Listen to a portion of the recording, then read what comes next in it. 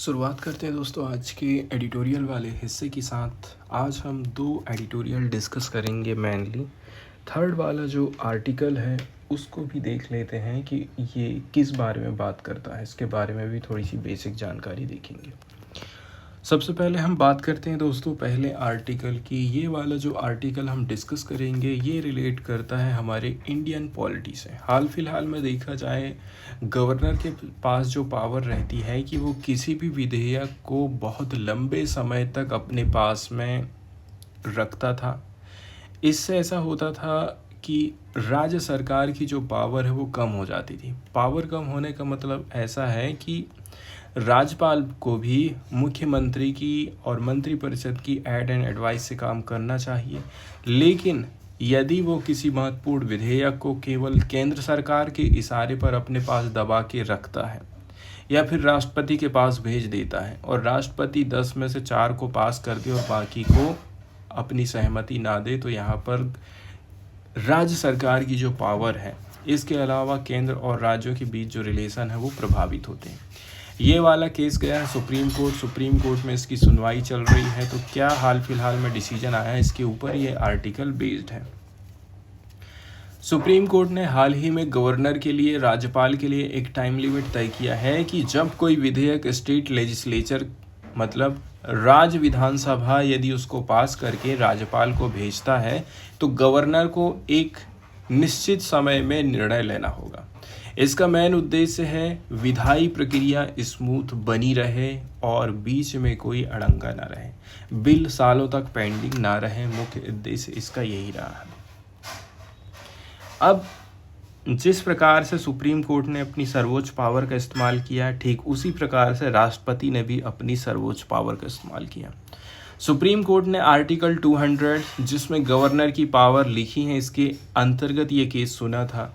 पहले 2 जज बेंच ने इसमें सुनवाई करी जिसमें बैठे थे जस्टिस JV पर्दीवाला। इन्होंने बोला था कि गवर्नर को बिल पर फाइनल डिसीजन देने के लिए मात्र 3 महीने का टाइम लिमिट है। यही टाइमलाइन प्रेसिडेंट ऑफ इंडिया के ऊपर भी लागू कर दी गई है। लेकिन ये फैसला सरकार और मीडिया में काफ़ी ज़्यादा डिस्कशन हुआ है और क्वेश्चन खड़े करता है। बात करें मीडिया और सरकार का जो मेन आर्गुमेंट है वो क्या है कि कोर्ट गवर्नर या फिर प्रेसिडेंट जैसे हाई कॉन्स्टिट्यूशनल अथॉरिटीज़ को टाइम बाउंड डायरेक्शन नहीं दे सकती है, क्योंकि कॉन्स्टिट्यूशन में खुद ऐसा कोई टाइम लिमिट नहीं दिया है। तो आप कैसे कह सकते हैं, मतलब कोर्ट ने अपनी तरफ से एक नई समय सीमा लगा दी है जो पहले संविधान में नहीं थी, जो कि लोगों को गलत लगती है। इसके बाद article 200 options before governor. Article 200 में गवर्नर के पास में 4 ऑप्शन हैं जब उनके पास में कोई विधेयक आता है। तो वो कौन कौन से हैं इसके ऊपर यहाँ पर हम चर्चा कर लेते हैं। सबसे पहले नंबर की बात यह है कि कोई विधेयक आया है तो उसको अपनी सहमति दे देगा। दूसरी बात, मंजूरी को रोकना, विथ होल्ड एसेंट। तीसरा ऑप्शन है बिल को वापस भेजना कि आप रिकॉग्निशन करिए, रिकंसिडरेशन करिए, पुनर्विचार करिए। चौथे नंबर की बात है बिल को प्रेसिडेंट के पास भेजना कंसिडरेशन के लिए। लेकिन क्वेश्चन ये उठता है कि गवर्नर इन ऑप्शन को एक्सरसाइज करते समय डिस्क्रिशन रखते हैं कि नहीं, मतलब उनके पास में खुद की पावर है कि नहीं है, ये यहाँ पर क्वेश्चन खड़ा होता है। Court judgment and commissions on governors role. Supreme court ने कई सारे केसेस जैसे कि Shamsher Singh versus state of Punjab 1974 का केस, नाबाम रेबिया 2016 का केस, इसमें क्लियरली बोला था कि गवर्नर अपने एग्जीक्यूटिव फंक्शन मतलब मुख्यमंत्री से रिलेटेड काम केवल काउंसिल ऑफ मिनिस्टर की सलाह पर ही करेंगे। सरकारिया कमीशन और पुंछी कमीशन ने भी यही प्रिंसिपल दोहराया था। इसका मतलब ये हो गया है कि गवर्नर सिर्फ कॉन्स्टिट्यूशनल हेड हैं, असली पावर होती है मुख्यमंत्री और मंत्रिपरिषद के पास में, क्योंकि उनको जनता ने चुना है, राज्यपाल को जनता ने नहीं चुना है। इसके बाद governor can not act independently, इसलिए गवर्नर स्वतंत्र रूप से काम नहीं कर सकते। इंपॉर्टेंट क्वेश्चन यही होता है कि आर्टिकल 200 के अंतर्गत गवर्नर के पास डिस्क्रिशनरी पावर है या नहीं है। इसका जवाब समझने के लिए हमें गवर्नमेंट ऑफ इंडिया एक्ट 1935 को देखना होगा, क्योंकि आर्टिकल 200 वहीं से पैदा हुआ है। आप देखेंगे कि ये जो सेक्शन 75 है, गवर्नमेंट ऑफ इंडिया एक्ट 1935 कहता है कि गवर्नर अपनी डिस्क्रिशन से बिल पर डिसीजन ले सकता है, लेकिन जब इसे इंडियन कॉन्स्टिट्यूशन में आर्टिकल 200 के रूप में शामिल किया गया तो इन हिज डिस्क्रिशन शब्द हटा दिया गया। इससे क्लियर हो गया है कि कॉन्स्टिट्यूशन मेकर ने चाहा कि गवर्नर डिसीजन मिनिस्टर की एडवाइस पर लें, ना कि अपने डिस्क्रिशन पर लें। इसके बाद issue of discretion in law cases. अब बात करते हैं यहाँ पर शमशेर सिंह केस 1974 में कोर्ट ने बोला था कि गवर्नर डिस्क्रिशन से काम कर सकते हैं और अपने बेस्ट जजमेंट का यूज़ करें, लेकिन the state of Tamil Nadu versus governor of Tamil Nadu 2025 के केस में कोर्ट ने बोला है कि गवर्नर बिल पर एसेंट रोकने या उसे प्रेसिडेंट के पास भेजने का डिस्क्रिशन पावर नहीं रखते हैं। अब बात करते हैं risk of governor becoming super constitutional. Court ने बोला है कि अगर गवर्नर को पूरी डिस्क्रिशन मिल जाएगी बिल रोकने या फिर प्रेसिडेंट के पास भेजने में, तो वो एक सुपर कॉन्स्टिट्यूशनल फिगर के रूप में उभर करके आएंगे। इससे विधायी प्रक्रिया पूरी तरह से रुक जाएगी, जो संविधान के फेडरल स्ट्रक्चर के खिलाफ है। इसके बाद limited discretion and comparative view की बात करते हैं हम। इसमें बताया जाता है दोस्तों कि सरकारिया कमीशन ने बोला था कि नॉर्मली गवर्नर को मिनिस्टर की एडवाइस माननी चाहिए, लेकिन ऐसे बहुत रेयर केसेस होते हैं जैसे कोई बिल अनकॉन्स्टिट्यूशनल हो तो गवर्नर अपने इच्छा से काम कर सकता है।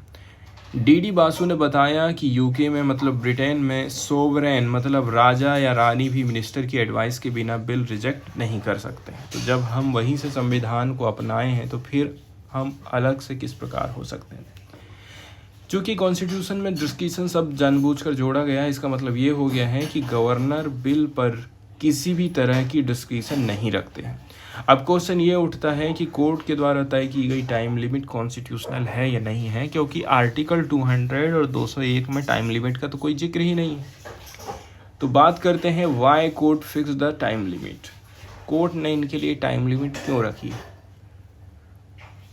बहुत सारे गवर्नर, पार्टिकुलरली ऐसे गवर्नर जहां पर स्टेट में बीजेपी की सरकार नहीं है, वहां पर गवर्नर और राज्य सरकार के बीच में लड़ाई झगड़ा होता ही रहता और उसको भेजा भी इसलिए जाता है कि वो वहां की सरकार गिराए। अब बहुत सारे विधेयक जैसे कि साउथ में पास किए गए थे जो कि यूनिवर्सिटी के हेड से रिलेटेड थे, जैसे कि कोई यूनिवर्सिटी है उसका चांसलर राज्यपाल है, वाइस चांसलर भी राज्यपाल ही नियुक्त करेगा। ये क्या बात हो गई? राज्य सरकार का कहना था नहीं, हम यहाँ पैसा खर्चा कर रहे हैं, हमारे स्टेट में ये खुली है, हमारे पास कोई पावर ही नहीं रहेगी, शिक्षा में हम इतना पैसा खर्च करने का मतलब ही क्या रह जाएगा। तो ये जो विधेयक थे, ये विधेयक केंद्र सरकार को पसंद नहीं थे, तो राज्यपाल ने भी मना कर दिया। बहुत साल तक दबा के बैठा रहा। जब केस गया सुप्रीम कोर्ट तो तुरंत आँख खोला और तुरंत भेज दिया राष्ट्रपति के पास। राष्ट्रपति ने भी चालाकी से 10 में से 4 को पास कर दिया और बाकी को रिजेक्ट कर दिया। अब आप बताइए। कुछ गवर्नर सालों तक बिल पर कोई एक्शन नहीं लेते हैं, इससे बिल्स लिम्बो में चले जाता, मतलब अनिश्चित काल तक फंसा रहता है।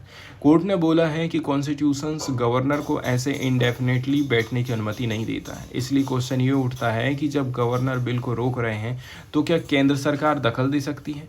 आर्टिकल 355 कहता है कि यूनियन ये इंश्योर करे कि स्टेट का शासन कॉन्स्टिट्यूशन के अनुसार चल रहा है कि नहीं चल रहा। तो कॉन्स्टिट्यूशन के हिसाब से तो चल ही रहा है शासन। अब बात करते हैं, अगर गवर्नर सालों तक बिल को रोकते हैं तो ये लेजिस्लेटिव प्रोसेस को फ्रस्ट्रेट करता है, निष्फल करता है और कॉन्स्टिट्यूशन की व्यवस्था के खिलाफ है। इसलिए आर्टिकल 355 के अंतर्गत यूनियन की ड्यूटी है कि गवर्नर को आदेश दे और वो अपना कॉन्स्टिट्यूशनल ड्यूटी पूरा करें, लेकिन ये ऐसा बिल्कुल भी नहीं होने वाला है। Remedy for present reality. अभी तक यूनियन गवर्नमेंट ने कभी भी गवर्नर को बिल क्लियर करने के लिए दिशा निर्देश नहीं जारी किया। इसी वजह से सुप्रीम कोर्ट को खुद टाइम लिमिट फिक्स करना पड़ गया है। लेकिन अब जब ये रियलिटी बन चुकी है तो रेमेडी जरूर, इसलिए कोर्ट का फैसला लेजिस्लेटिव प्रोसेस को स्मूथ कर रहा है और फेडरलिज्म को, संघवाद को मजबूत करता है। रिसेंट केसेस आए हैं जैसे कि state of Punjab versus principal secretary to governor 2023 का केस, तमिलनाडु वाला केस हो गया। तो ये संघवाद को मजबूत करने वाले लैंडमार्क जजमेंट माने जाते हैं, इसलिए कोर्ट को अपने फैसले से पीछे नहीं आना है। इसके बाद बात करते हैं हम जज के रोल की कॉन्स्टिट्यूशनल इंटरप्रिटेशन में। जज का काम होता है कॉन्स्टिट्यूशन की व्याख्या करना और लीगल एम्बिग्विटीज़, कानूनी जो क्लियरिटी नहीं हो पा रही है उनको क्लियर करना। कई बार इंटरप्रिटेशन से नए रूल भी बन जाते हैं, जैसे आर्टिकल 21 राइट टू लाइफ पहले सिर्फ लिटरल इंटरप्रिटेशन तक सीमित था। के गोपालन केस 1950, लेकिन बाद में मेनका गांधी केस 1978 ने इसे ड्यू प्रोसेस डॉक्ट्राइन के साथ एक्सपांड कर दिया। इसलिए ये कहना गलत है कि कोर्ट कॉन्स्टिट्यूशन अमेंड कर रही है, ये बात बिल्कुल गलत है। असल में कोर्ट एग्जिस्टिंग प्रोविजंस को नए चैलेंज के अनुसार व्याख्या कर रही है, ये निर्णय यहाँ पर निकल रहा है। ये वाला जो आर्टिकल यहाँ पर हम डिस्कस करेंगे दोस्तों, ये particularly ration and face recognition से जुड़ा हुआ है। एडिटोरियल का सेंट्रल थीम ये है कि आंगनवाड़ी में राशन मतलब अनाज और पोषण आहार देने के लिए फेशियल रिकॉग्निशन सॉफ्टवेयर को अनिवार्य करना सही नहीं है, क्योंकि इससे इंटाइटलमेंट मतलब अधिकार पाने वाली वुमेन और चिल्ड्रन अननेसेसरी हर्डल का सामना करेंगे। शुरुआत करी जाती है अमेरिकन नॉवलिस्ट कर्ट वॉनगट से। इन्होंने 1952 की इनकी एक नवल है प्लेयर पियानो, इसमें एक ऐसी सोसाइटी का चित्रण किया है जहां मशीन ह्यूमन लेबर को रिप्लेस कर देती है। इससे सोसाइटी बहुत ज़्यादा पोलराइज हो गई, एक तरफ इंजीनियर और दूसरी तरफ हेल्पलेस वर्कर क्लास। इंजीनियर फाइनर्टी कहता है अगर लोग ना होते तो दुनिया इंजीनियर्स का पैराडाइज होती, मतलब ऑटोमेशन लोगों को मशीन का स्लेव बना देगी, गुलाम बना देगी। Welfare delivery as engineers paradise. तो 70 साल हो चुके हैं, इंडिया में भी वेलफेयर डिलीवरी सॉफ्टवेयर और डिजिटल ऑटोमेशन के माध्यम से कंट्रोल हो रही है। यूनियन गवर्नमेंट टेक्नोक्रेटिक तरीके से काम करती है और फ्रंटलाइन वर्कर जैसे anganwadi worker, ANM digital tool के कंट्रोल में जा रही हैं। नया एग्जाम्पल है आंगनवाड़ी में एफआरएस सिस्टम का लाना, फेशियल रिकॉग्निशन सॉफ्टवेयर का यूज़ किया जाना। सरकार आंगनवाड़ी व्यवस्था लेकर के क्यों आई? पर्पस एंड स्ट्रक्चर की बात करें तो आंगनवाड़ी की स्थापना 1975 में हुई, जब इंटीग्रेटेड चाइल्ड डेवलपमेंट स्कीम लाई गई थी। इसके अंतर्गत ही इसकी स्थापना होती है। इसके माध्यम से बच्चों में मालन्यूट्रिशन को ट्रैक किया जाता है, ट्रैकल किया जाता है। आज इंडिया में लगभग 14 लाख आंगनवाड़ी काम कर रही हैं। हर सेंटर में कम से कम एक आंगनवाड़ी वर्कर और एक आंगनवाड़ी हेल्पर होती है जो लोकल वुमेन होती है।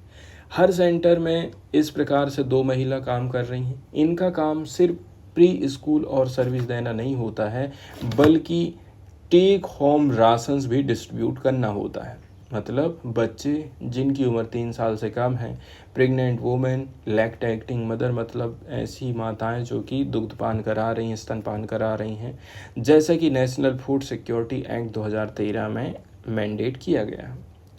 पोषण tracker and face recognition mandate की बात करते हैं। 2021 में यूनियन गवर्नमेंट ने पोषण ट्रैकर ऐप लॉन्च किया।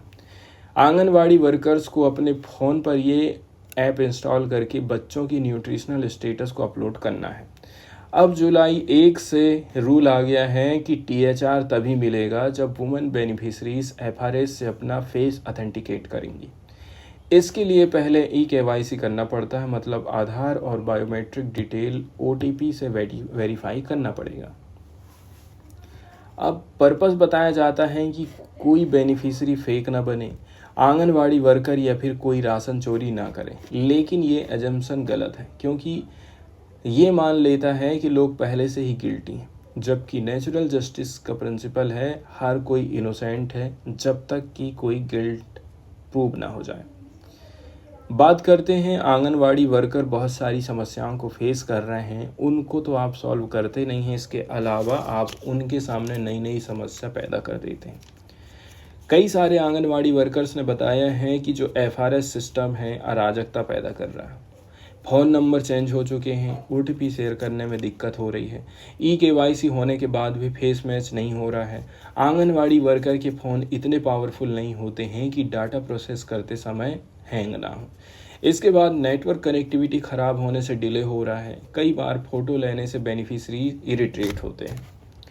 तो हालांकि आंगनवाड़ी वर्कर वुमेन और बच्चों को पर्सनली जानती हैं, पर ऐप फेल हो जाए तो वो राशन नहीं दे सकती। इससे वुमेन बेनिफिशरी नाराज़ होकर के आंगनवाड़ी वर्कर पर ब्लेम करती हैं। मतलब असर किसके ऊपर जा रहा है? जो बच्चे हैं और जो महिलाएं हैं, गांव वाले लोग हैं, वो प्रभावित हो रहे हैं। मेन इशू है THR delivery, not fake beneficiaries का।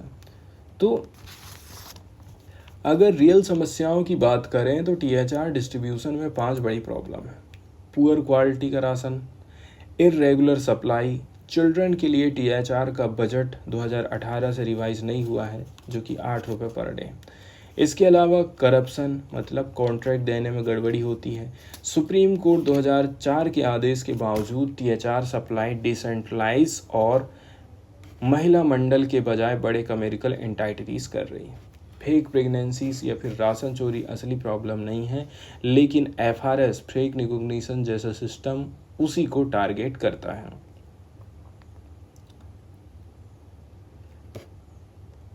No consultation and no evidence of fraud.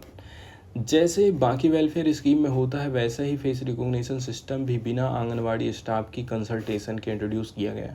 अगर गवर्नमेंट के पास फेक बेनिफिशरी की रिपोर्ट है तो उन्हें पब्लिक स्क्रूटनी के लिए रिलीज़ करना चाहिए।